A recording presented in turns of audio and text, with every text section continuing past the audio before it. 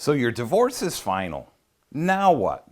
You're finally free. Your divorce is final and you're about to start the next chapter of your life. Some of you want to take time to let the dust settle and get your new life in order.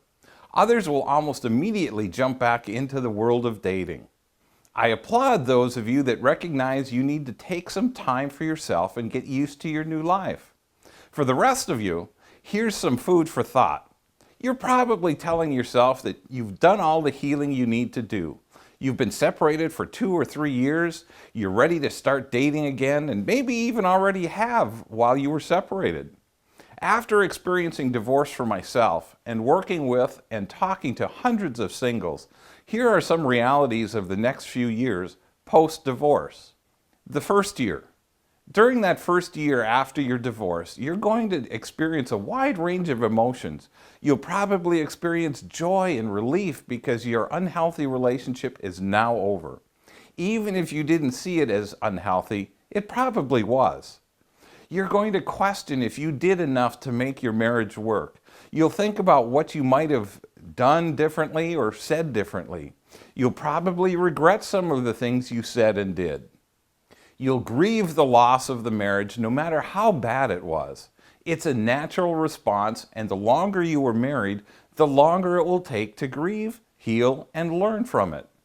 A good rule of thumb is to allow 1 month for every year you were married. For example, if you were married for 20 years, give yourself about 20 months to move past your divorce. Dating has changed since the last time you were single. If you were married for 20, 30, or even 40 years and suddenly find yourself single, you're in for a couple of surprises. While the act of dating hasn't changed itself, there are a lot of differences in how we date.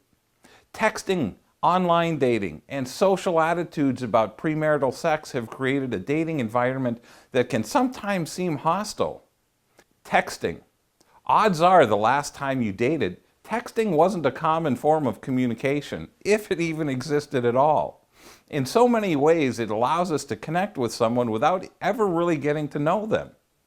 It is a very flat form of communication and a major cause of miscommunication. Research shows that 93% of the context of a conversation is lost when only the written word is used. Yet texting and instant messaging have become a preferred source of conversation with a growing number of people. In my opinion, texting is okay for very basic initial conversations. Beyond that, it's time to talk on the phone and then move to coffee or cocktails. You'll never really get to know someone until you get to meet them face to face. This is where you can see if you have any chemistry. Online dating. Online dating has evolved in the past 20 years or so. It was once very frowned upon as a way of getting to meet someone. Now it has become accepted for the most part by almost everyone. You'll hear plenty of horror stories about scammers, cheaters, and liars populating the online dating sites.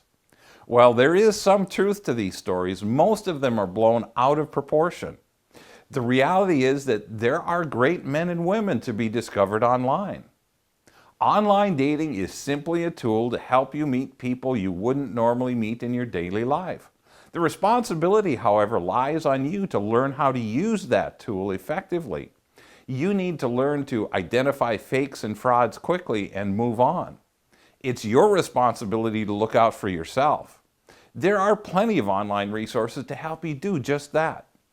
Premarital sex. One of the downsides of the 60s free love culture and the feminist movement is that it has stripped sex of the special role it plays in the life of a relationship. It has become a commodity. There is no longer a stigma associated with sleeping with someone or living with someone you're not married to. The rationale that I hear from both men and women is that they want to make sure there is a sexual compatibility before making any kind of long-term commitment. While this may sound quite logical, research has proven that the longer you wait to have sex, and waiting until marriage is best, the stronger your relationship will be. In today's world, however, 80% of couples will end up in bed on or before the 8th date. I'm not here to tell you how to live your life. What I am telling you is that if you're looking for a strong, long-lasting relationship, Hold off on the sex until you've had time to get to know each other. Try to be one of the 5% that waits until marriage. Take your time. A couple of weeks ago, I wrote about starting over and some of the emotional issues that most of us go through. I emphasize that you need to take your time before getting back into the dating world. Get yourself emotionally healthy first. Check out my blog number 280, Starting Over, for more information. It doesn't make any difference how long you were separated before your divorce.